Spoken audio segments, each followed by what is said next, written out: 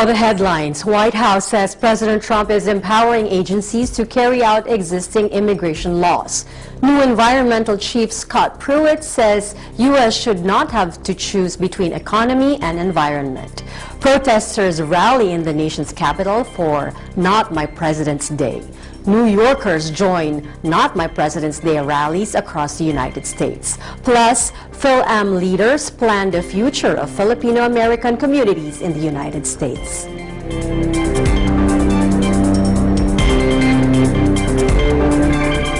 You are watching Eagle News Washington, D.C., broadcasting from the United States Capitol, bringing you stories from around the nation. I am Eliza Gonzalez Manglikmot.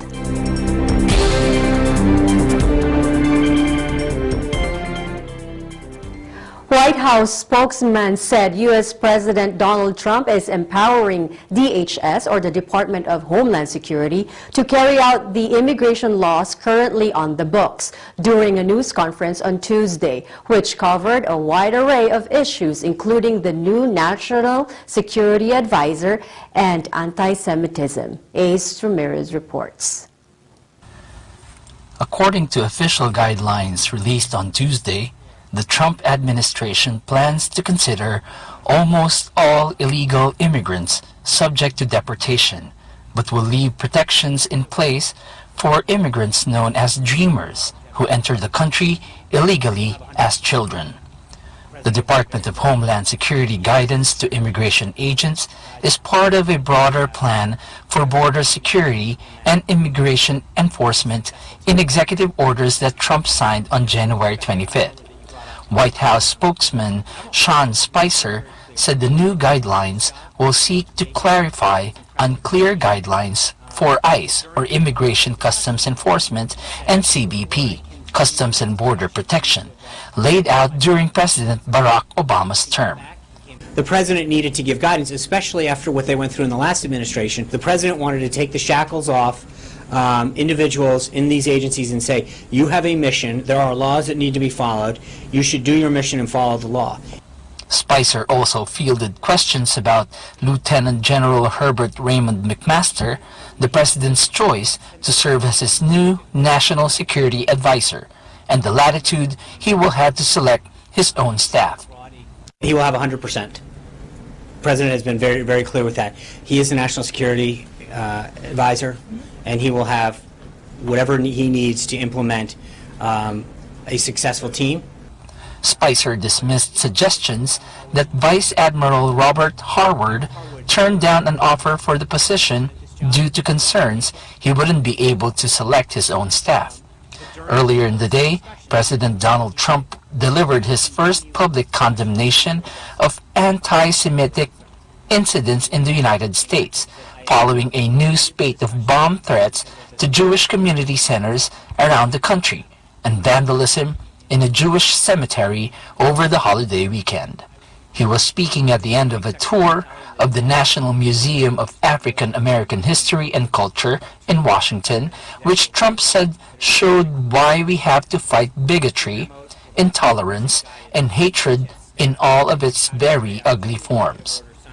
The comments marked a change for Trump, who had not explicitly and publicly condemned threats against Jews when asked about a rise in anti-Semitic incidents by a reporter last week. Instead, he spoke more generally about his hopes of making the nation less divided. He has been very forceful with his denunciation of people who seek to attack people because of their hate, because of their religion, because of their gender, because of the color of their skin. The Washington Post reported that following the president's remarks, a representative from the Anne Frank Center for Mutual Respect called it a band-aid on the cancer of anti-Semitism that has infested his own administration. It's ironic that no matter how many times he talks about this, that it's never good enough. Today, I think, was an unbelievably forceful comment by the president as far as his denunciation of the actions that are currently targeted towards Jewish community centers. The JCC Association of North America said several of the centers were evacuated for a time on Monday, February 20th, after receiving the threats. And according to police, another center was evacuated on Tuesday morning in San Diego, California. Also, vandals toppled about 170 headstones at the Chesed Shell Emmett Society Cemetery in St. Louis, Missouri over the weekend. In the wide-ranging briefing, Spicer said U.S. Vice President Mike Pence has received positive feedback from NATO countries about their financial commitments to the alliance. And I think the Vice President continued to receive assurances, much like the President has through his foreign leader calls, where people not only understand it but are willing to follow through on it. Trump sent Pence to Europe with a familiar warning from Washington that allies must spend more on defense. Washington has taken issue with nations who have not met the requirement of 2% of the GDP toward NATO. By current standards, Washington funds about 70% of NATO spending. The briefing by Spicer was his first since the president's nearly 18-minute news conference last week, in which he assailed the media, calling it the enemy of the American people. Reporting from Washington, D.C., I'm Mace Ramirez, and I'm one with 25. Thank you, Ace Ramirez. The new head of the U.S. Environmental Protection Agency, Scott Pruitt, told agency staff that America should not have to choose between the economy and the environment. Lynn Pence with the story. The new Environmental Protection Agency Director, Scott Pruitt, tells agency staff regulators exist to give certainty to those that they regulate. Amid Democratic speculation, he intends to roll back environmental safeguards that would benefit business interests. In his first speech to EPA workers since he was confirmed as administrator by the U.S. Senate last week, Pruitt said energy and jobs are equally important. I believe that we as an agency and we as a nation can be both pro-energy and jobs and pro-environment, that we don't have to choose between the two.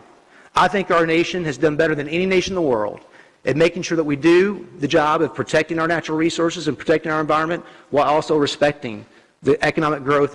Many Republican lawmakers view Pruitt, who sued the agency he now leads more than a dozen times as the Attorney General of Oklahoma, as a refreshing change at the top of an agency they accuse of federal overreach and killing jobs. But Democrats, environmental advocates, and many of the EPA's current and former staff worry his appointment signals a reversal in America's progress cleaning up air and water and fighting global climate change. Both Trump and Pruitt have expressed doubts about the science behind climate change, and Trump vowed during his 2016 campaign for the White House to pull the United States out of a global pact to fight it. Trump has promised to slash environmental regulation ushered in by his predecessor, Democratic President Barack Obama, and to help bolster the drilling and mining industries, but without hurting air and water quality. From Washington, D.C., I am Lynn Pence, and I am one with 25. Thank you, Lynn. Coming up, protesters rally in the nation's capital for Not My President's Day. New Yorkers join the Not My President's Day rallies across the United States. Plus, Phil-Am leaders plan the future of Filipino-American communities in the United States. Eagle News, Washington, D.C. will be right back.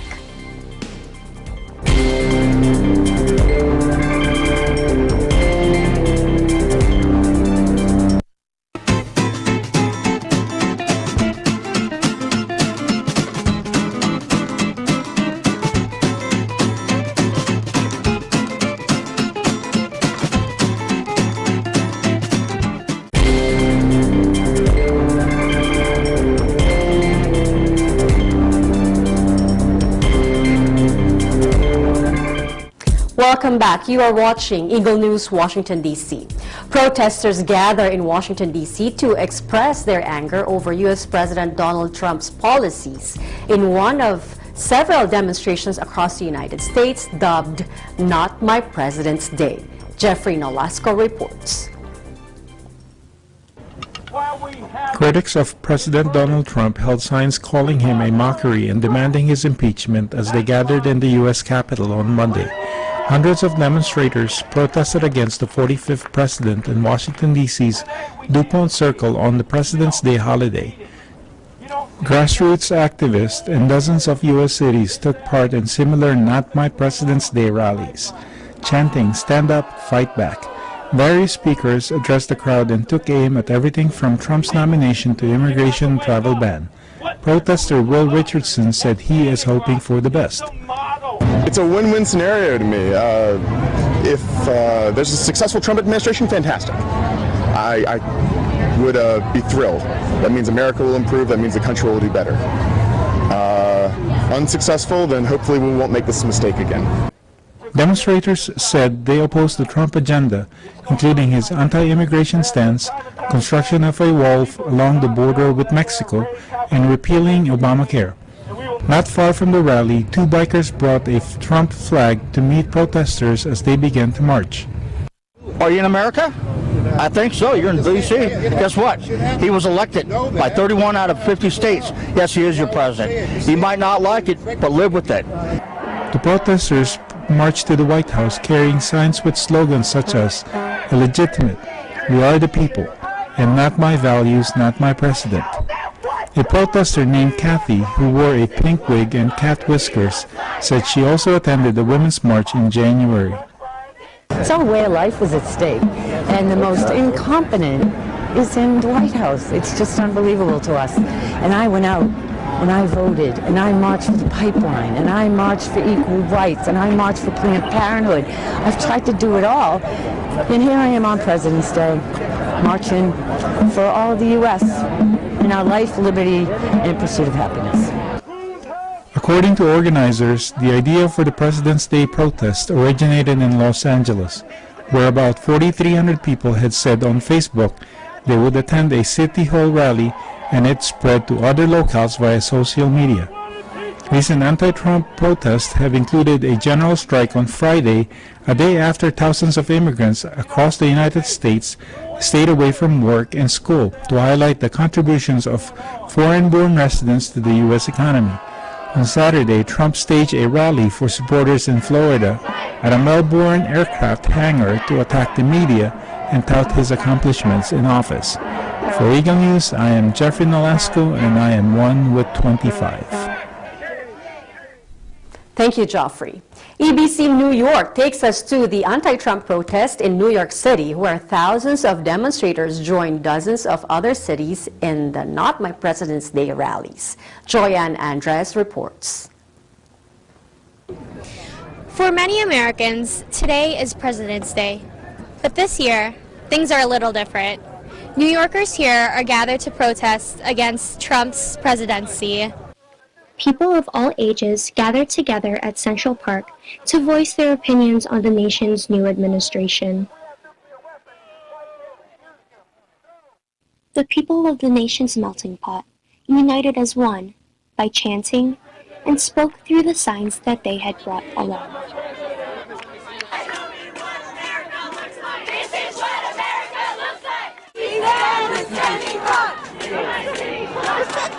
Ever since the election, it's been exhausting. It's been exhausting to witness what's going on in our country and seeing the kind of things our administration is doing and saying and forcing people to do as well. And we're angry, and this is our way of contributing and being a citizen.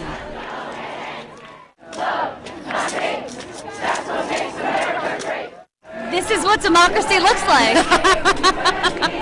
Period. I have nothing to say to that. We hope that America continues to stay as peaceful and positive as this protest has been today.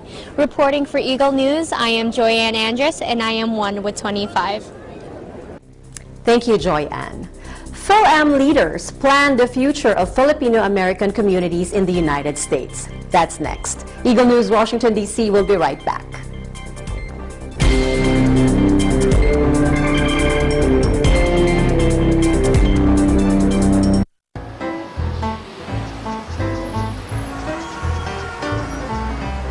can't do it all? Do what you can. Caring for others. Pass it on.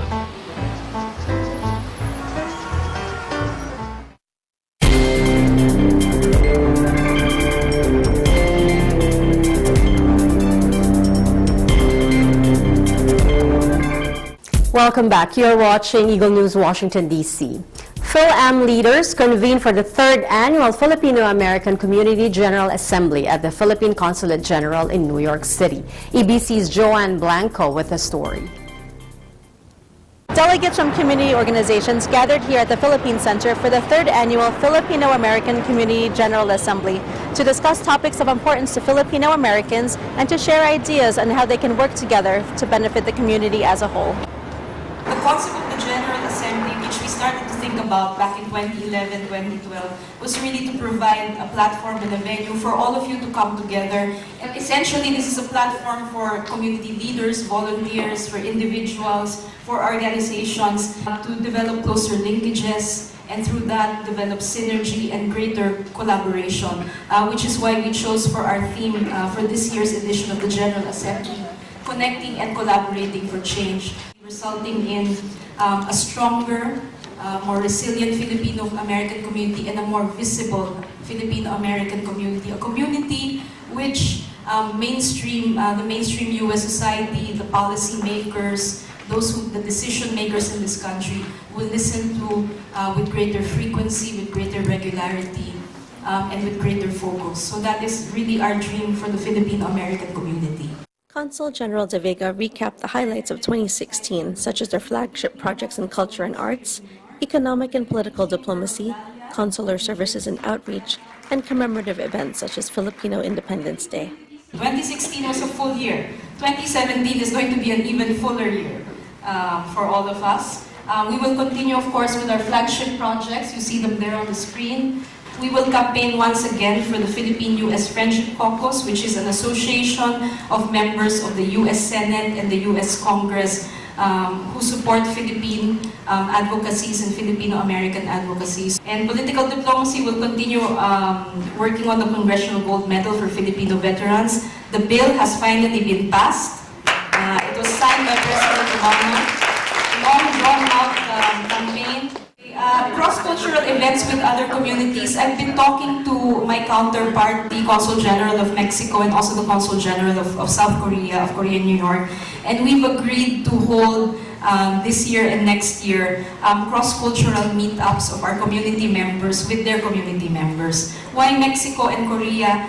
Initially we thought, well, Mexico because we have long-standing relations and also because we have common migration concerns, and then Korea because we have such a large Korean community in the Philippines. In fact, they're the #1 source of tourists, and so I think it's good for our community to link up with these other communities.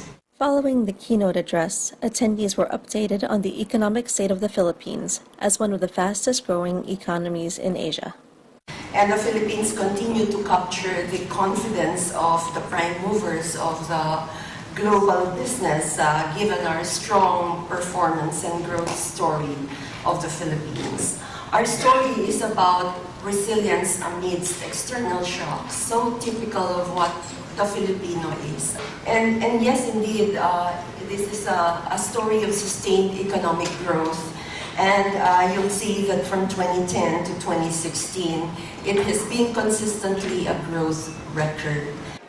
A portion of the event was dedicated to breakout sessions where the delegates could discuss relevant topics in giving back, culture and tourism, immigration, and economic and political engagement. Well, actually, this is my first, and I just wanted to meet the other community leaders. We have to know each other. You know, we have to know what we represent, our advocacies. I'm personally advocating for education and the performing arts. I really wanted to concentrate on the giving back of the Filipinos to the U.S. communities. Understand what are the issues that associations, face and for their community, and I think so far it's been very helpful to us. Well, as an immigrant workers organization, especially under the climate of Donald Trump, under the presidency of Donald Trump, I think the Filipino community really needs to stand with its undocumented population, the TNTs are undocumented, no? As a community, we need to stand together and support each other and really assert our rights. To me and to our organization, it is a very good one because I was able to reach out to other organizations in the community. The purpose of that is that we just recently had a collaborative effort with the New York State Department of Health. So we are very into meeting some of the communities. It is really important to meet also these leaders of these different organizations and associations to let them know that the church is also doing this kind of activities like community services, aid for humanity, and other projects in the community. Just very happy with the turnout. We hope that next year there will be a larger turnout for which we will prepare a better space. But I think what it shows is, right in the middle of winter when most people are still, recovering from the previous year, you have a very, very active and energetic and enthusiastic community. So we'd like to build on that enthusiasm and that interest and, create more programs and initiatives for them. It's very important. It's really why we're here, and which is to connect with them and also to render services to them. That's why we're here. That's the end all and be all of our existence. It will be exciting to see what developments come from today's event of connecting and collaborating for change. Reporting from the Philippine Center in New York City, this is Joanne Blanco reporting for Eagle News, and I am 1 with 25. Thank you, Joanne. NASA just announced discovery of 7 Earth-sized habitable zone planets around a single star. More on this on tomorrow's episode. That is today's Eagle News, Washington, D.C. Join us again as we bring news that matters to you. Visit our website at Eaglenews.PH. Follow us on Twitter at twitter.com/EagleNewsPH. I am Eliza Gonzalez Manglikmot, always 1 with 25.